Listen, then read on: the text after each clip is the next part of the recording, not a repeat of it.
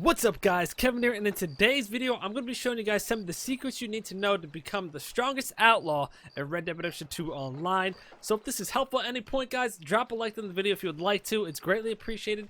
And let me know in the comments what kind of skills and weapons and gear have you been using in Red Dead Online that you think is the best. And other than that guys, make sure you subscribe if you enjoy what you see, and let's get right on into this video. So we're going to start by breaking this down into three parts guys. We'll start with the abilities, then we'll move on to the gear you need such as holsters and whatnot, and then after that we'll move on to weaponry. Now with that being said guys, let's cover the first part. So that will be the abilities. As you guys know, there's 4 different abilities in total. You have the Deadeye one, your first passive, your second passive, and your third passive. So let's start with the Deadeye. I'm going to show you guys which one you need to get. So, as many of you guys know, Deadeye Online is not that useful. You don't really use it too often. You really just use it to kill AI sometimes here and there. But even then, it's not that useful as it is in story mode. Oh, welcome to Red Dead Online. Let me join back in. Alright, back to what I was saying. So, Deadeye, not that useful online. So, with that being said, it's going to impact which card we're going to use. First, let me show you guys we have the moment to recuperate. This basically helps you regenerate health over time while using Deadeye. Very, very good. We got Focus Fire, which basically just allows you and your teammates to do more damage when you're using Deadeye. Not that good, I don't think. And we have Paint It Black, which pretty much just marks your enemies for you. Not that good as well. I mean, it's really not that hard to mark people with Deadeye. Next one we have Slow and Steady. While Deadeye is active, you take a little less damage, and headshots do not kill you outright. But you cannot run or sprint, which makes this one, I don't know, pretty useless. Next, we have a better version of the first card, which basically regenerates your health and your teammates' health on top of that. So pretty good card. And lastly, we have Slippery Bastard. Basically, while you have Deadeye, players cannot lock on you, but you cannot lock onto them as well. This is basically good for escaping, I would say, because you can't really do anything while you're using it. With all of those being covered, I would have to say, and I would have to recommend, that you use the 2 cards that help you regenerate if you're not level 44, which is quite an inspiration. Level 1, as you could also level up these abilities over time. As you can see with this one, I can level this one up, as this is the one I started with, so I got a lot of XP with this one.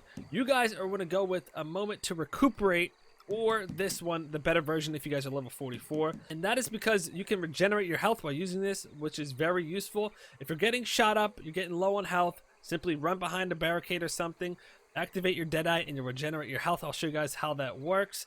Now, the reason this is also good is because, as you know, money is pretty tight on Red Dead Online, so you don't want to be spending a bunch of money on potions and whatnot to heal yourself, or tonics. So, it's definitely useful to have this, and as I said, get the level 44 one if you are level 44, but if not, go with the first one. So boom, I equipped it guys. Let me go ahead and lose some health, and I'll show you guys how much this exactly recuperates. So let's get to hurting ourselves. Alright, so there we go. We just hurt ourselves, guys. Running into a tree, great way to do that. And let's activate Deadeye and see how quick this goes up. So boom. Oh, wow. That is super, super good, guys. Look at that. 1 session of Deadeye, you'll have max health by the time it even runs out. So definitely the most useful ability regarding Deadeye. Now next we have the passive abilities, which are, you can hold 3 of them. So the first one is Horseman. You deal a little more damage while on horseback. Now of course the upgrades for this one make it stronger and stronger. Next we have Necessity Breeds, which is as you get closer to death you start to deal more damage. After that you have Landon's Patience. Waiting for up to 15 seconds between shots slightly increases your damage. Now this one's a little particular because in PvP you're not really gonna have 15 seconds to wait between shots. You're gonna be dead due to lock on. Everyone has auto aim, so they can kill you pretty quickly even if they suck at the game. So this one is more of a hunting ability, I would say, but we will test it out and I'll show you guys how much damage that actually adds. But let's keep it moving. We have the short game. You deal a little more damage to targets closer to you, but less damage to targets further away. I would say this one, not a go for me, guys. Next one, this one's interesting. Hangman. Your lasso chokes your enemies, dealing a little more damage to them every second you're lassoed, but you have to be level 42 to get this one. This can be useful if you're a lassoing type of person, especially if you get to tier 3. It will kill them pretty quickly. Next, we have the Winning Streak. Each consecutive shot on the same target does a little more damage than the last. I would have to say this one's pretty useless. In PvP, I mean, it doesn't take that many shots to kill anybody, so I don't see how this would be useful at all, really. You can kill somebody in like 2, 3 shots, maybe if you're not hitting vital parts. So this one is not really that useful of a skill. So with all that being said, the first passive you guys are going to go with is the Horseman ability. That's because, well, in Red Dead, 90% of the time you're riding around on your horse, so most of the times you're shooting people, you're going to be on your horse. Now guys, for your second passive, you're going to go on over to the Recovery tab right here, and you'll have your recovery abilities. The first one is Come Back Stronger, which you just regen your health a little quicker after getting shot. Next we have Peak Condition, which you inflict a little more damage if your stamina bar is at least 75% full. This is pretty good if you're good at keeping your stamina up. I personally am not, so I'm not going to get this one. Next we have Eye for an Eye, which headshots restore a little Deadeye. It's alright. Next we have the Gift of Focus. Items and ability which restore Deadeye have their effects slightly improved. You deal a little less damage. I'm not a fan of this skill. I don't think it's that great.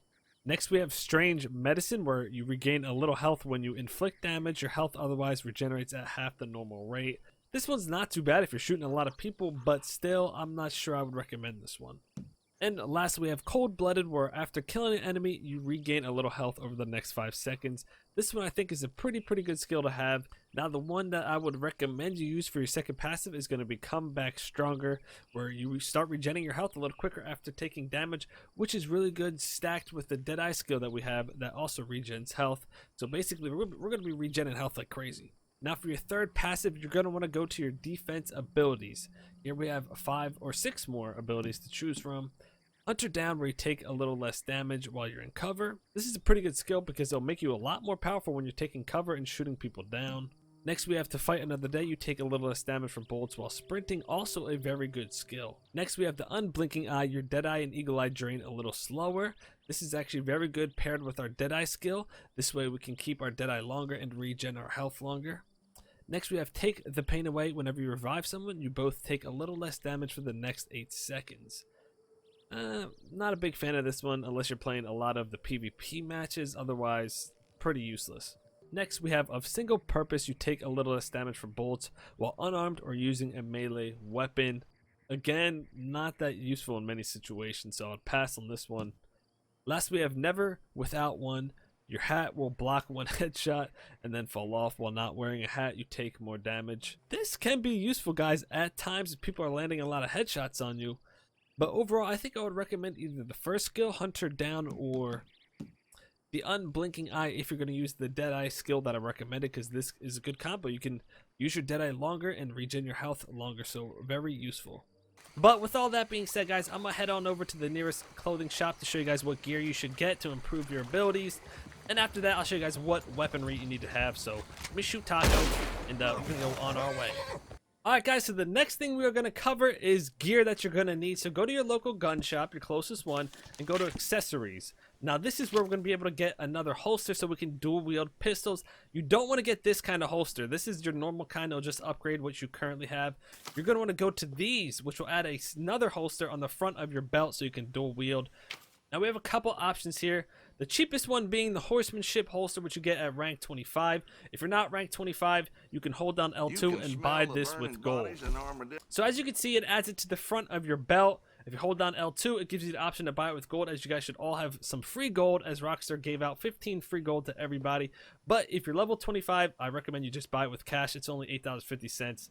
Super cheap. Now another option you can get is going to be the Dead Boot holster. You get this at rank 25 as well, only $7.75, and it adds the dual wield ability to that also. Now those two are simply the cheapest ones you can get. Now see, there's ones that cost straight up gold and whatnot, but they don't have any different abilities. They just add a different look. So you can get any of these and they'll be able to dual wield with them. So I would recommend going for the cheapest ones. If you're going for looks, of course, save up and get the more expensive ones, but you do have to be pretty high level unless you use gold to buy them. So I'm gonna go ahead and buy the Dead Boot one for you guys. Gonna be 2 gold. I'm gonna go with I might as well match my outfit, huh? So let's go with this color. It doesn't match too much, but hey, gotta do what we gotta do. The boom. So as you can see, I'm now able to dual wield pistols instead of carrying one of them. So this is definitely super useful, and if you run out of ammo with one pistol, you got your other one as backup. Super important to have in Red Dead Online. Now that brings us to our next part. If you don't have a second pistol, well, you're gonna have to buy some weaponry. So of course, go ahead and buy yourself a pistol. I would recommend the volcanic pistol personally. I think it's one of the better pistols. Now, if we're speaking for PvP terms, it's pretty obvious what weapon you want to go with, and that is the varmint rifle. If you guys do not know, this thing is a beast in PvP.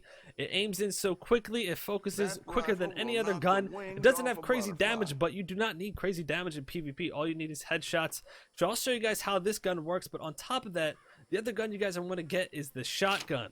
The pump action shotgun right here. This thing will destroy people in medium to close range, straight up one-shotting them, and you don't even have to worry about headshots or anything. You literally just lock on and shoot them. So definitely an important gun to have as well. With these two guns, you're going to destroy people in PvP for sure. So let me show you this varmint rifle and what this thing can do. It completely destroys people. So I'm going to start with the carbine rifle and show you guys the differences here. So, sorry to do this, bud.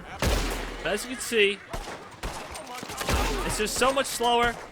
The aim is just terrible, to be honest. It takes forever to focus and zoom in. Not good, guys. Not good. Now let me go ahead and show you guys the same exact thing with the varmint rifle. Watch this. See how fast this aims in? You can literally just pop everybody's head. It's so easy. So this is definitely the gun to go with. Compared to any other gun, nothing's going to compare to this for PvP. It just blows every other gun out of the water. Now, I don't know how long this is going to last, but hey, there's been a couple updates and patches, and they have not changed or touched this weapon. So you can assume that it's going to stay like this. So definitely a weapon you're going to want to buy and save up for if you do not already have it. And on top of that, of course, the shotgun. I'm sure you guys know what this thing does. It just mows down everything in front of it. So those are the two weapons you're going to want to get, and those are the abilities you want to get, and that's the gear you're going to need to be as strong as you can be in Red Dead Online. If you have all that stuff, guys, at that point, it's just going to be improving your skills and whatnot. So I hope this was helpful to those that didn't know this information. And other than that, guys, make sure you subscribe, and I'll see you guys next time for a brand new video. Peace.